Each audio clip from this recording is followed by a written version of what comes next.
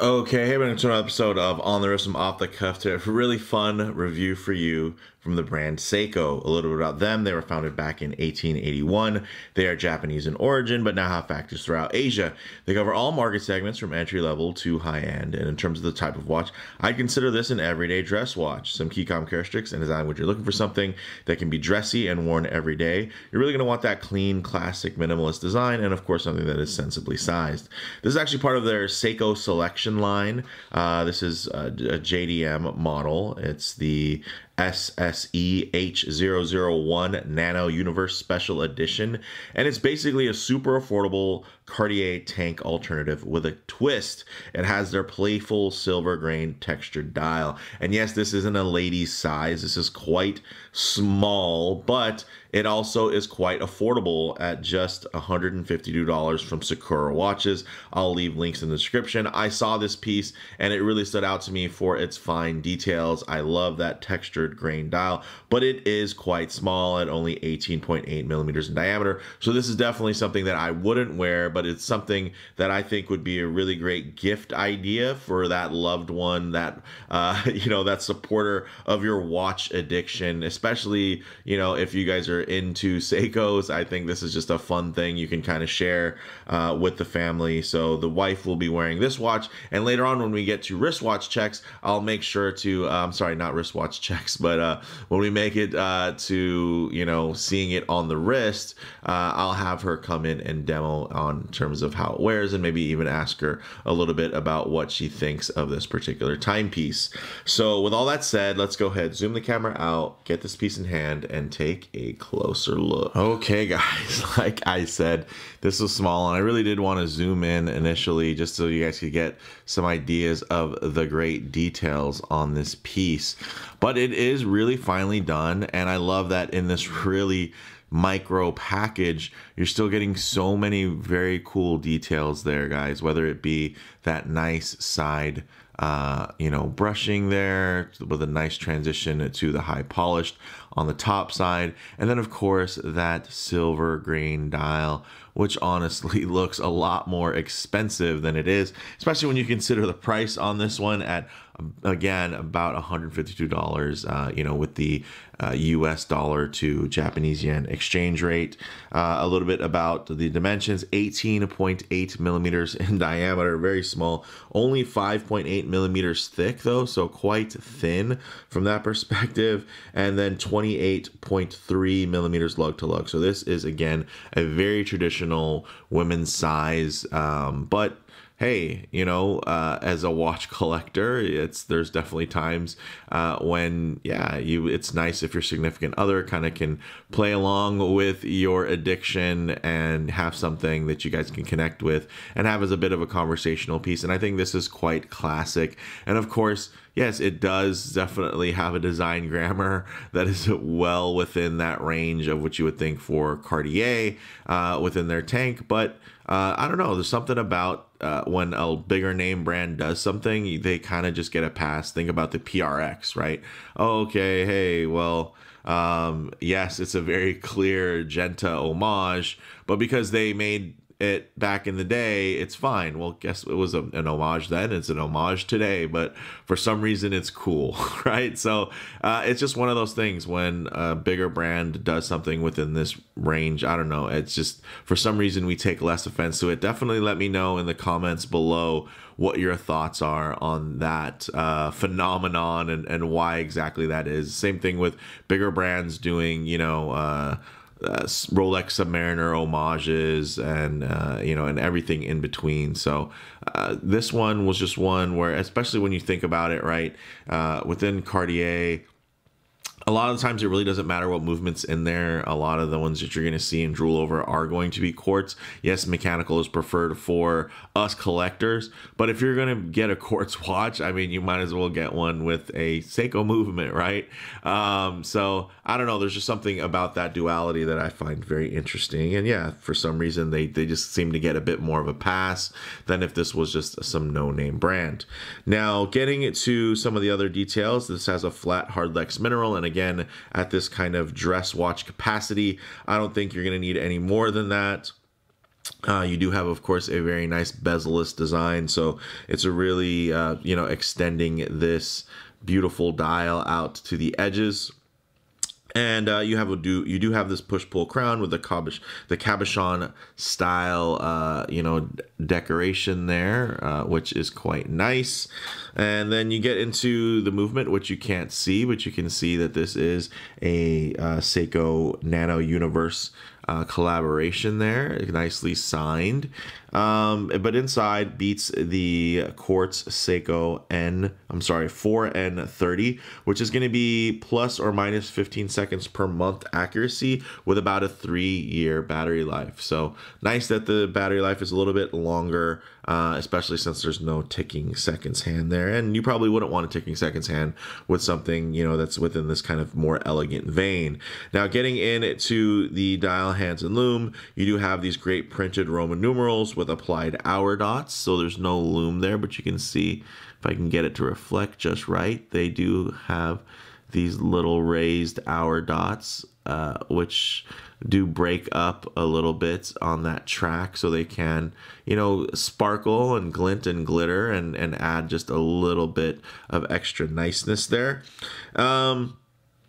And then you do, of course, have that great silver grain textured dial. This is, of course, a no date layout. And then you do have black painted hands, which do look right at home. This only has 3 bar or 30 meters of water resistance, but that's really not bad, especially, again, considering the use case for it. It has 14 millimeter lugs, so again, quite petite and definitely a traditional female size. And this has a nice calf leather strap with this kind of crocodile texture to it. It has a nice glossy sheen. It has actually a slight taper, so it tapers 2 millimeters down to 12 millimeters at this sign pin buckle, which is actually, pretty nicely executed there. So very nice. Let me just give it a quick little wipe there. Again, for considering the price, right? Considering the level of kind of luxury in the aesthetic, that's something that I think is a huge key to Cartier's success, is that their design aesthetic oozes luxury. It just looks expensive, and this does too. This just has this expensive look about it. And again, it's not an expensive watch, but it is, it's pretty rare, being a Japanese domestic market only model, being this, fashion collaboration with Nano Universe. So there's definitely a lot to kind of play with there. Now, while we do that, let's actually see if I can hail the wife in and get her to do some, kind of showing you guys and giving you an idea of how this wears on her wrist. Okay, guys, here's a little change up. Not my wrist, but the Mrs. wrist here. So thanks, Crystal, for coming in. Go ahead and lift up your wrist there, get a little bit closer, so we can get a look at some of those details. Of course, as you bring the watch closer to the lens, you're going to get a bit of lens distortion by being too close to the camera. So let's go ahead and keep it down. Go ahead and lay it back down here. And then what I'll do is I'll tighten up the shot so that you guys can still get a detailed look, but maybe a truer aspect ratio. And you guys can see that, yeah, she has a much smaller wrist. I'm not even sure what her wrist size is. Do you know what your wrist size is, honey? Go ahead and feel free to speak. No, I do not. Okay. So yeah, she's obviously not a watch enthusiast, doesn't know her own wrist size, but I think this looks great on her. So, of course, on our channel, we're always, off the cuff and unscripted. So, honey, tell me what you think about this particular timepiece. I think it's good. I think it's definitely a career watch. A career watch. So, you think it's more like businessy looking? Yes, more classic. Something I would like to have in my collection. Okay, well, yeah. Well, hey, lucky for you. Good news. This is clearly going to be a gift for you and within your collection, so surprise. I think it looks great on you. Do you think this might motivate you to wear watches more often? Possibly. Okay. Well, the good news is it's quartz, so you never have to wind it. And we just have to worry about a battery every once in a while, but it's pretty much always going to be keeping great time. And I think it's pretty timeless in terms of its design. What do you think about the way that it looks? Yeah, very classic. That's what I like about it. How about the way that it feels? Do you feel like it would be, pretty easy to integrate into just your daily wear? Or do you feel like it's something that you want to kind of dress up, dress down? How do you feel about the versatility? I think it's more of a dress up kind of thing. I don't know if wearing this to the baseball field would be that great for wear. Okay, all right. So you don't want to mix it up a little bit. Well, I think that's fair. I think it's nice to have a dedicated dress watch for dressy occasions. But this is pretty monochromatic, so it's the easy thing to kind of match. Black goes with everything, right? What do you think about that dial? Have you taken a close look at it? Have you noticed that it actually has this really cool kind of texture to it? Yeah, that's what I think that has very interesting and classic look about it. Very cool. Can you just rotate it on the wrist a little bit so we can get an idea of just how it's going to be at different angles? Great slow motion, honey. Perfect. I appreciate you. Appreciate your help. All right, guys. So with that said, although we don't have any loom on this piece, we'll go ahead and get it off of her wrist and set up for some low light transition and closing thoughts. Okay, let's go ahead and hit the lights here. All right. So, of course, although there's no loom, I do like to work in some low light transition because you're not always going to be out in the middle of a field enjoying direct sunlight. A lot of times you're going to be coming in and out of buildings, walking underneath overhangs, or just hanging out in your favorite automobile, maybe kicking it underneath the shade of a tree. So it's nice to see what these colors, textures, and finishes render like in less than optimal lighting, to maybe even include some harsh lighting where you could typically expose any types of production defects. But all you're going to see here, of course, is that crisp, grainy silver dial just playing back with the light, bouncing it and absorbing it in different ways.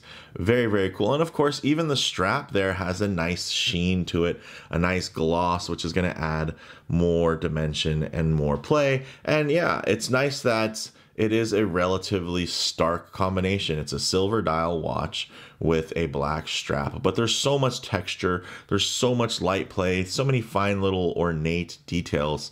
I have to say that I really do enjoy that about this piece.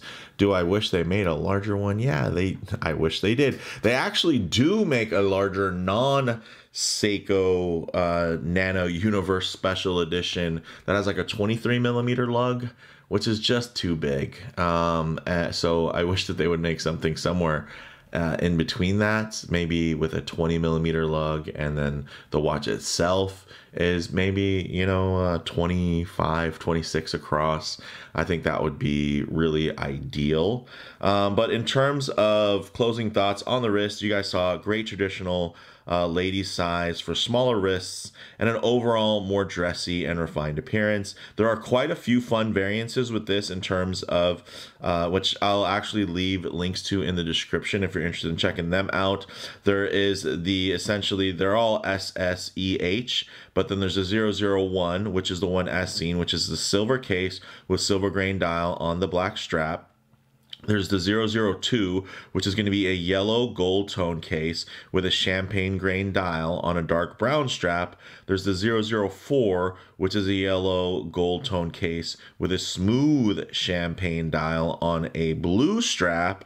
And then there's the 006, which is a rose gold tone case with a smooth silver dial on a light brown strap. So there's a lot of different options here, and I think Seiko Nano Universe and those, they typically they err on the side of good looks, and I dig that. As much as Seiko has this great kind of horological history, I think they still do have an eye for design, and I like that they're still open to collaborations with other brands, and they're doing a lot of fun things, and even stuff that flies under the radar like this. But I did want to kind of share with you guys, one, because I was really curious to see how this looked in person. So again, thank you to Sakura Watches, and again, this is a really outstanding deal from them if this is something that might interest you.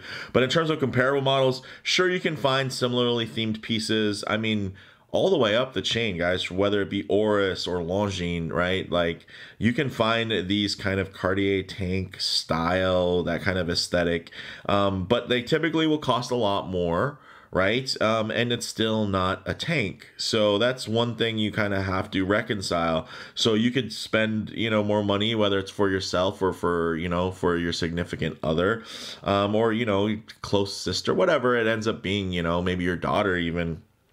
Um, you can spend more money on something that will look like a tank and fill the space of a tank, but still never be a tank. Or you can spend even less. I think Casio even has some models that are within the similar vein, or even Seiko's own non-Nano Universe theme variations, which will cost a little bit less than this, right? Which will be closer than probably like 120 bucks versus 150. But I do think these Nano Universe Special Editions hit a fun sweet spot of style and wearability. We are getting a nice amount of looks, and you can wear it pretty carefree considering the price point. So, yeah, and at the same time, they're also quite rare without being remotely expensive. So these aren't a piece that anybody's going to buy on accident, which I like. Like, this is something you'd search out, you'll learn about, and it's so why the hobby is so fun, right? It has the same allure of, typically nobody who's going to be wearing like an Alpinist or let's say an SKX 007 or 009, they're not going to be wearing those watches by accident. There's a purposeful, reason behind it. There's a story a lot of the times. And I think it's kind of fun to have something similar like that here in a small dress piece. So bottom line for me, this is the perfect gift idea, again, for your daughter, your significant other, sister, sister-in-law, mother-in-law, just there's a lot of different options there, and I think a lot of folks would be happy to have something like this, especially if you are a big consumer of Japanese wristwatches, and you like, if you're a Seiko fan, icing on the cake. This is definitely something fun, and it can really spice up those Instagram wristwatch checks when you can get a little wristwatch check with one of your loved ones. So with that said, let me know what you guys think in the comments below. If you like the video, please do a like, and if you haven't already, please subscribe for more content just like this. Thanks, guys.